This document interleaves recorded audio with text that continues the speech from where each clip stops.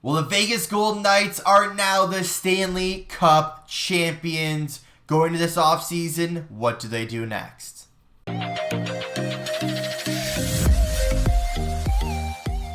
What's going on, guys? JHoyt back with you. Today, welcome back to another NHL video where today we're talking about them. Other side, where are they? The Vegas Golden Knights on everywhere here. Obviously, we know they won this Stanley Cup, and I've been kind of waiting to do this video because I wanted to plan this video out and actually put in a lot of notes and a lot of effort into this video. So again, we're going back to the same comment from a few videos ago. They wanted to follow along on screen, and let's do it again. I think it's number 7. There it is. So we're going to be talking, of course, about the Vegas Golden Knights, what their lineup looks like for next year, who's still under contract, who is due for a contract, as well as some potential trades, some recovering injuries, and who they should bring into their squad. Now let's just start with what is on your screen. What is this graphic? Now what you see on your screen is not necessarily a lineup chart. It is mainly a depth chart with not necessarily what lines would be or, you know, what potential lines could look like next year. It is strictly just, here's the players that are under contract, and we're going to go from there. So, as you can see, Smith is up here. Obviously, we just have the last names and their jersey numbers. I felt like if I put too much information on there, it'd be too much. So, Riley Smith, not necessarily on the first line. Similar situation, played on the second line with Carlson.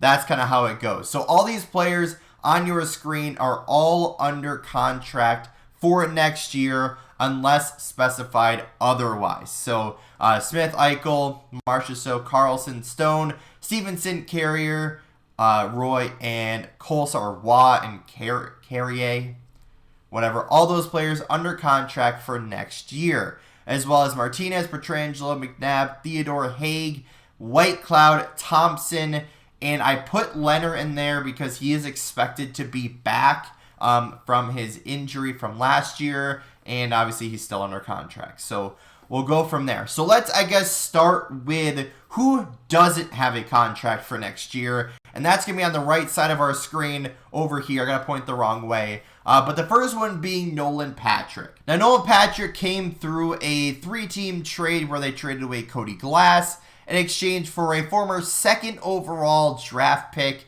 and a player who was struggling with Philadelphia, who still had a pretty good upside. So we did acquire him in it wasn't necessarily a 3-team trade, but it was basically a 3-team trade. To start off, it was Philip Myers and Nolan Patrick from Philadelphia for defenseman Ryan Ellis. And then in the same day, basically right afterwards, Vegas acquired Nolan Patrick for Cody Glass from Nashville. So, like I said, a little bit of a 3-team trade, but not necessarily a 3-team trade. I got really confused because I looked it up, and I'm like, wait, it didn't necessarily count as a 3-team trade, but it essentially was a 3-team trade. So either way, you know, we traded away a prospect for basically a prospect at the time, and, you know, he had significant upside. And at the time, we didn't have Jack Eichel. Now, obviously, we did end up trading for Jack Eichel, but it was one of those cases where, like, you know, we saw the upside in him, and then it became everything else that he, like, didn't really pan out, and then Jack Eichel became a thing, and then we lost him for the rest of the year, and it was, like, a whole big situation. But if we look at next season for what Nolan Patrick is, he's coming off of a season where he didn't play, so he's coming back off an injury. Is he healthy? Is he not? He is due for a contract, which is a really interesting situation, that he signed a couple-year deal at a low price. He has a qualifying offer of $1.4 million, and although I do think that could be an option of just qualifying that offer and, you know, sending him that offer, I do feel like they would re-sign him just because of the upside. He's still young, right? He's like 22 years old, something like that? My bad. He's 24 years old. So still relatively young. He still has a whole career ahead of him, and he just hasn't really brought it in the last 2 years. Obviously, he's been fighting a lot of injuries, And, you know, he started off really well, actually, with 2 30-point years and, you know, missing about 10 games each season. And then, what was it? Would have been 2 years ago in 2021, he struggled big time. Then we acquired him, came in, performed kind of average, and then he went out with an injury. So it's hard to tell what he is going to be like with this new, you know, with this team, because that was also a previous coach, different system, obviously. But I do feel like we'll re-sign him. It'll probably be a really minimal contract. I mean, like, league minimum, like 800, not 850, like something super low. Maybe like a 1-year, $1 million deal. But I do see him back with the team.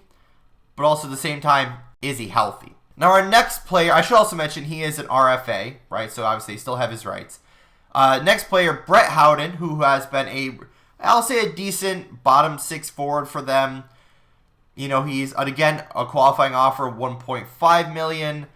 Again, I don't know if I really see him signing a deal. I don't want to say for that much because it really isn't a lot. But also, depending on how much you want to spend on these bottom 6 guys when you need to re-sign other players would be a really interesting idea. However, I do see maybe like a 1-year, $1 million, or again, a minimal offer to him because, again, I really feel there's more important players to re-sign going into next year. Now, our next player is, I think it's Pavel Dorofeev. Hopefully I pronounced that one right. I actually don't have him in my notes because I saw him at the last second. But he is a young player. I don't expect to see him going anywhere. He'll probably either sign his qualifying offer or sign like a 1 or 2 year deal or something like that to remain with Vegas. I don't really, like I said, I don't really predict him going anywhere. Obviously, one of their draft picks. Actually performed pretty well last year when he came up. Not necessarily superstar performance, but definitely came up and performed really good down the stretch. So he'll probably find himself fighting for a spot in preseason and most likely will end up in Henderson in the AHL to fight for a spot. Our next player and our first UFA, unrestricted free agent of the offseason, of course, and I would argue the number one priority being Ivan Barbashev. Now, why is he the number one priority is because I feel like he is a top 6 forward who they need and played really well with Jack Eichel and Jonathan Marchessault. But here's the big kind of kicker to this. Does he want to chase a big contract? Now, similar like who was like Blake Coleman, Barclay Goodrow, who got traded to deadline, performed well, helped the team make a deep Stanley Cup run, and then they signed a big contract the year after, and it doesn't really pan out. I feel like that's going to be the case this year. And this is my prediction that he does sign a big deal somewhere else for like $4 or even $5 million for like 4 or 5 years, and it probably won't pan out. And then after that, maybe he'll sign a reasonable contract. But I'd like to see him sign maybe a 2-3 year deal at like $2.5-3 million, just to kind of feel it out that if he does perform that well for the next couple of years, then now you can sign him to a bigger contract. But also, that would take him till he's about 30. And then you're like, okay, now you don't want to sign him for too long of a deal. Maybe sign another 3-4 year deal, depending on how he performs and how you're doing and what your cap situation is. And then go from there. Because he's not a superstar enough that you want to commit to a 6, 7, 8 year deal to. Because I just don't feel like it would pan out that well. And I feel like that'd be a massive mistake. But as far as a prediction, although I'd love for him to stay in Vegas to that 2 or 3 year deal at $2.5-3 million, I just feel like there's been such a big trend of players in his same situation that help a team win a Stanley Cup that end up having a big contract at the end of the year, go to a different team, and it doesn't pan out. Like I said, I'd like for him to be there, but I just don't feel like he's going to stay. Our next player is Teddy Bluger, another one that came over mid-season and was a pretty good bottom 6 forward for us. Now, not to discount what he did, if they do get him for, a decent contract, $1 million, under $1 million, around $1 million, and he's like a 12th, 13th forward, depending on how the rest of the offseason goes. could be a good spot for him to kind of fill in there, right? He's a good centerman, good defensive centerman, has the ability to be down there and help a team in the playoffs. But also at the same time, you have a lot of forwards there and a lot of players that you want to re-sign, that you want to, fight for spots, and he might be in that fighting for a spot category. Especially given that you have already, I didn't even think I mentioned this, but you have Amadio, who's still under contract, who's in our extra players list. You have Paul Cotter, who's kind of in and out of the lineup that kind of made the team out of camp. And then Hutton's a defenseman, but with him, with Patrick, with Howden, Dorofeev if he's there, Barbashev, Bluger, you got a lot of players that are going to be fighting for spots if you decide to re-sign every single one of them.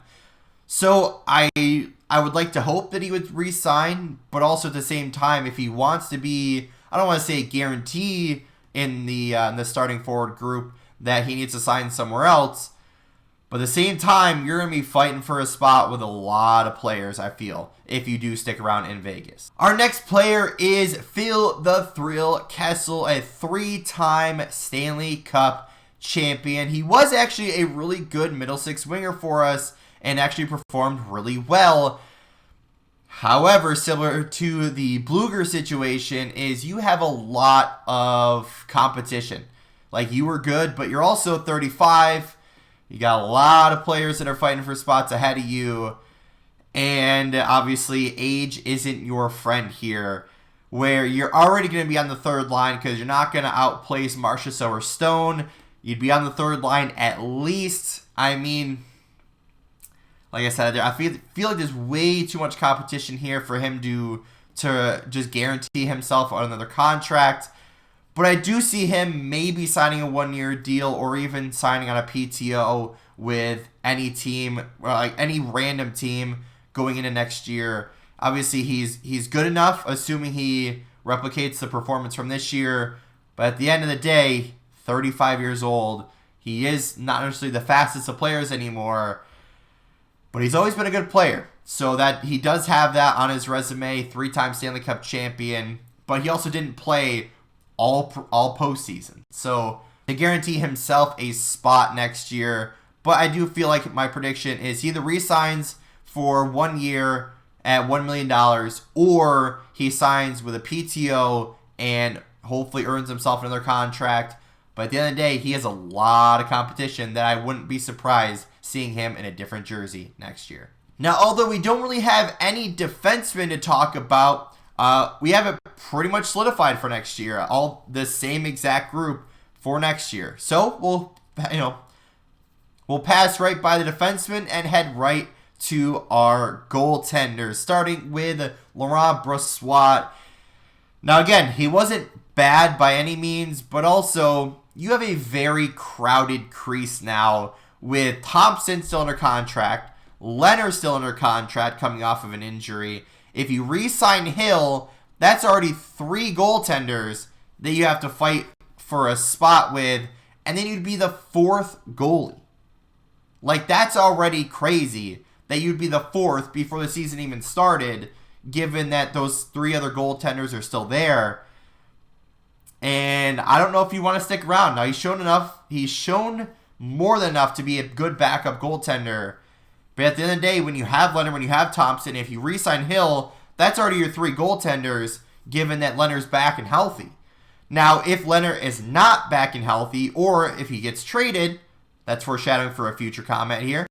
If he does get traded, then maybe re-sign him to a minimal contract. But my prediction is he signs a 1-year deal as a backup goaltender somewhere else. Our next goaltender, of course, was the starting goaltender throughout most of the postseason run and clutched up at the end of the year. Aiden Hill had a great year as a backup goaltender after Leonard went out with the injuries and announced that he wasn't going to be playing this year. But again, you also have a crowded crease, and also you're probably going to want a big-time contract if you are Hill. And here's the thing.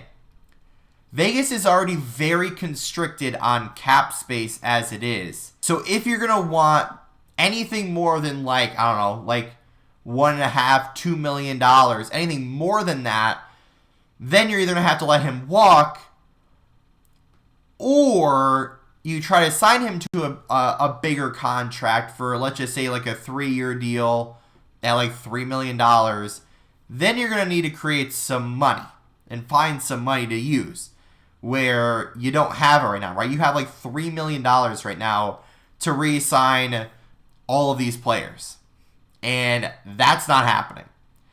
Well, I mean, you might if like Leonard's still on long-term IR, then you have that $5 million, then you're up to like $8 million, but still, it'd be very hard to do with how good a performance Barbashev have. You know, you have Patrick to re-sign Howden, Barbashev, Bluger, if you want to re-sign Kessel, Brossoit, then you have Hill, and it's like, I just don't see how the money's going to work here to try to re-sign this, to re-sign your spot.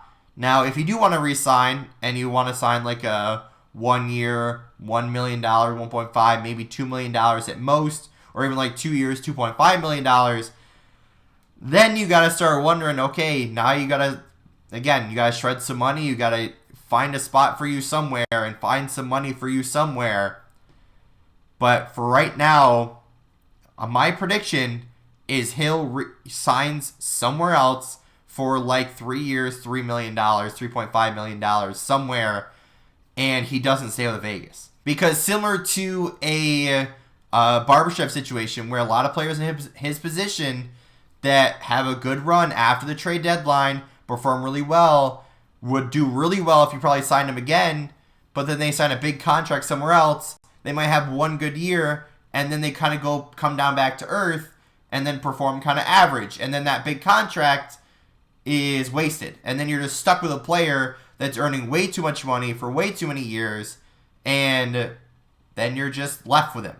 And I feel like if Vegas did that, it'd be a massive mistake. So although I'd love Hill to stay, I just don't know how the money would work if he does end up staying. Our next goaltender is Jonathan Quick. Well, another 3-time Stanley Cup champ. He came in and did his job, right? Came in as a backup goaltender, as a depth goaltender for the run, given that Vegas was struggling to find healthy goaltenders. Came in as a depth piece and did his job. Went 5-2 down the stretch. Still could be a backup goalie somewhere. However, I don't feel like that's going to be in Vegas. Obviously, given that Thompson, Leonard, if we do re-sign Hill, then you have Brossoit, and then you have Quick.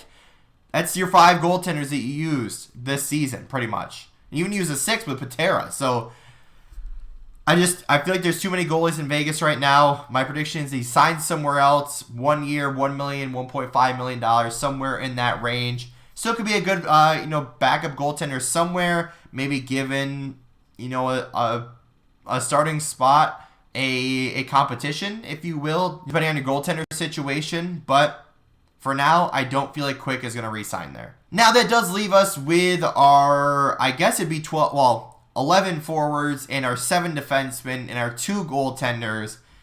Now, like we talked about a lot with a lot of those pieces that we were talking about, what kind of contract do they deserve, or how much money does Vegas have to spend? And I feel like that's where Vegas is going to struggle this offseason unless they do clear a little bit of money, or they just let most of these players walk or try to sign them to minimal contracts. Now, I'd like to talk about potential trades is the next thing. Now, I do feel like, hypothetically, if they re-sign Barbashev and maybe one other of these players, that they would have more than fine on their deal next year, more than fine in their roster, more than fine on their depth chart, especially given young talent and players they already have. I feel like they'd be fine. But at the same time, they are really cap-strapped this year. They're already down to I think it's like $3 million going into the year. Let me just check here. Yeah, $3.4 million. But if we do have, I think it's just Leonard and maybe Nolan Patrick on long-term IR to go into the season, then we're up to $8.4 million. So that's the question of, what's Leonard doing next year? Is he back and healthy? Is he starting on long-term IR? What's the deal? Does he get traded if he is healthy and free up some money? Here's the questions. Right now, Rob Leonard is one of them, but we'll get to him last. So our first player, potentially, now I'm not saying let's try to go trade these players, but if we are looking for money, these are some of the players that I would consider trading. First of them being Nick Waugh from the fourth line. Now, although Vegas GM Kelly McCrimmon does love, and I mean love, Nick Waugh, his contract was a huge mistake, right? $3 million at 5 years with 4 more years on that contract. I feel like that is a massive mistake of a contract. Playing on a fourth line. Now, here's the thing. Vegas's lines get used not as their true lines, right? Their first line doesn't play 20 plus minutes and their fourth line plays like 7. A lot of their lines play from like 12, 13, 14 minutes all the way up to like 18. So they're very well balanced where they use all of their lines and they roll all 4 lines. So it's not like they get wasted with no playing time, right? They still get used. They still get a lot of playing time. But at the same time, it's going to be hard to justify paying a guy this much money when you could have another guy in Barbashev that I feel like has more offensive upside and I feel like would be a better candidate for a similar contract at $3 million at 5 years. Like, I feel like Barbashev would be a better candidate for that instead of Waugh. But also, at the same time, Waugh's been getting 30 to 40 points. So that's hard to argue at the same time that you bring back Barbashev. Let's just say he puts up a similar performance. You're 30 to 40, maybe even 50 points. And then you're just comparing the two players. It's like, well, what does each player bring? You know, what kind of upside does each player have? And then you're just, okay, now you're just comparing the same player type of thing. So, although I do feel like he's unlikely to get traded, you know, obviously that is a big contract, and it would create a little bit more flexibility for you, having $3 million tied up for 4 more years.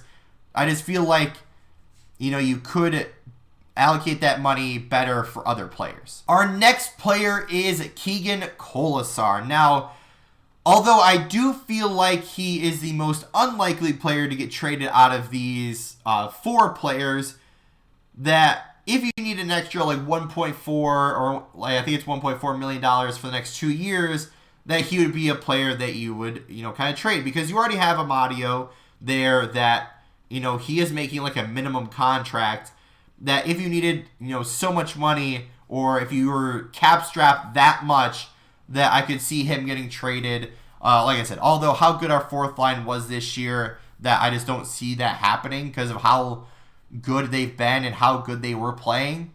Like I said, I don't feel like this would happen. But if you do need a little bit more money to either secure a bigger free agent or to re-sign certain players, then I feel like he could get moved. Our next player is Alec Martinez. Now, you may be wondering, why would you put him on there? He means so much to this team. The leadership, the shot blocking, the good defensively. I get that, right? That's part of my notes here, is what he brings to a team is invaluable, right? You could pay him $10 million a year, and, you know, that's probably not the smartest idea, but still, he brings a lot to this team. I'm not trying to argue that. You know, like I said, with a good defensively, with the leadership, with the shot blocking, you know, with the penalty kill, with everything he brings to the team, you know, that's the on-ice contribution I'm not questioning. But at the same time, this is a business. And this is, you know, you have to have a good, well-rounded team. And then you look at his contracts at $5.25 million for 1 more year.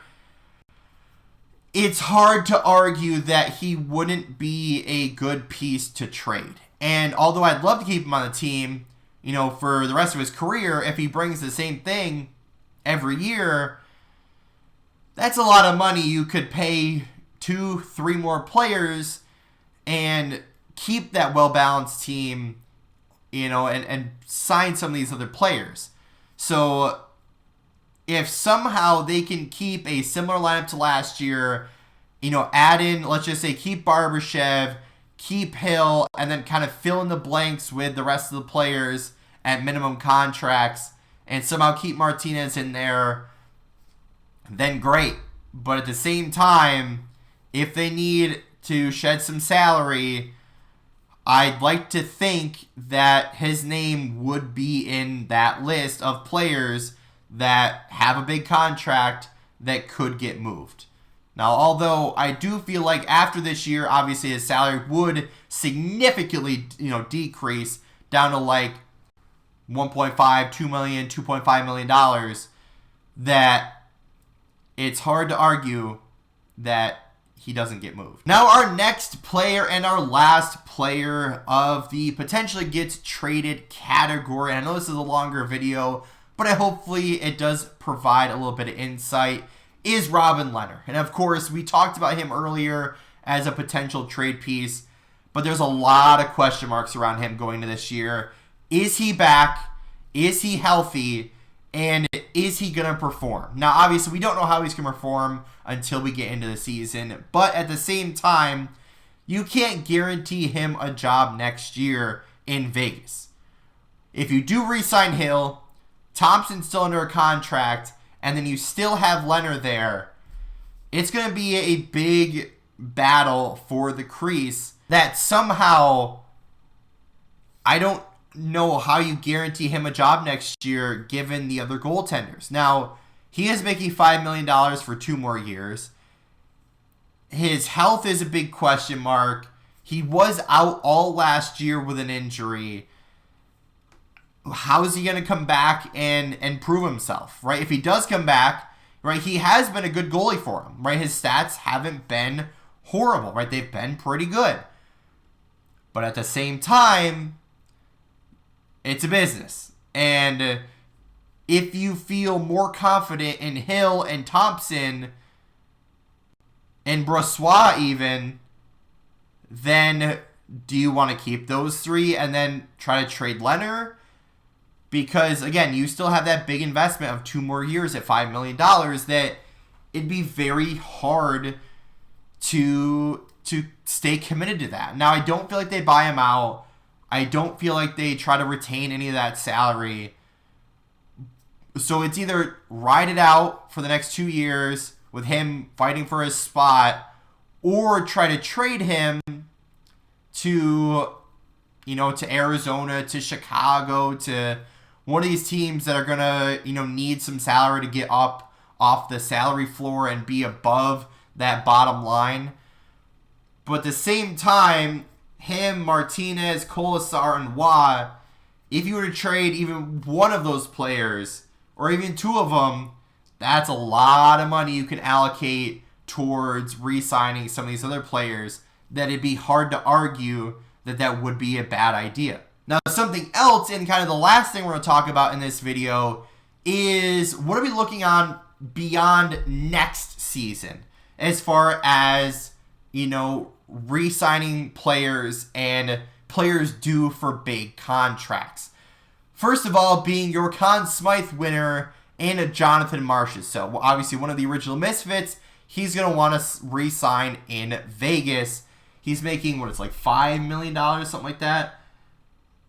Yeah, $5 million for this season. He's going to be 32 or 33 years old next season, so he's not going to sign a massive deal, maybe like a 3-4 year deal, because you don't want to sign him super long term at already 33 years old.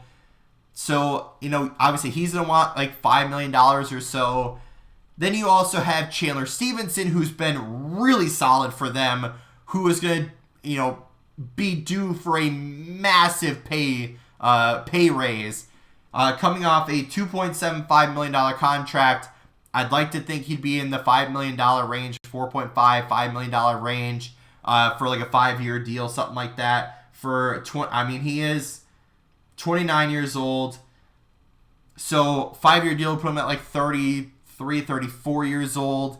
So maybe like a 4-year deal, 5-year deal, somewhere in there. $5 million, $4.5 million, something in that range. But again, you need to have that money in order to spend it. Or Will Carrier, I should say, our 4th liner that, what is he making this year? He's making $1.4 million this year. Although maybe he gets a slight upgrade in pay, being like 1.5 at like a couple of years. I really hate to see him sign anything more than 1.5, just given that I feel like that'd be a waste. And I feel like there, again, more money for other players that would be more offensively gifted than Carrier would be. So again, maybe he signs like a couple-year deal or a similar deal, $1.4 million for like a couple years, 3 years, something like that, you know, if they want to re-sign him. Then you also have Michael Amadio, but he's also making like minimum contracts. So although I wouldn't see him signing any kind of big money at all. You also have Alec Martinez, who would be coming off of that big contract at the $5.25 million. That I feel like that would jump down to $2 million, 2.5, maybe $3 million, something like that. Maybe even like a similar contract to like a Braden McNabb, to what he signed, like a 3-year deal, $2.8 million, right? Something like that. Yeah, $2.85 million for, I think it was like 3 years. Maybe a similar contract to maybe a couple less years, maybe 1 or even $2 million, 2 years for like 2.75, $2.5 million, something like that. So a significant decrease, cut it in half almost.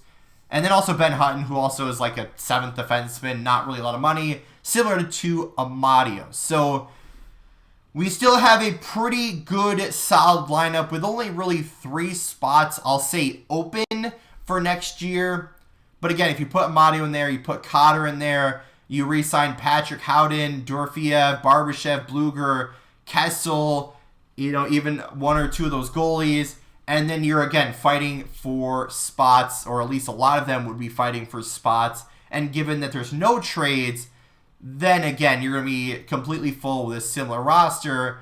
But at the same time, what happens to a lot of Stanley Cup winning teams is a lot of teams tend to try to get poached and be like, hey, we can offer you a bigger contract if you come to our team. And then it's like, okay, so like who would be a good example of that? Like Bluger could sign like I don't want to say a similar contract, because he actually, I think, made way too much money with the 2.5 or whatever it was $1 million in Pittsburgh, where he goes somewhere else and signs a few-year deal at like 1.7, $2 million, $2.25 million somewhere else, where then it's like, okay, I understand that.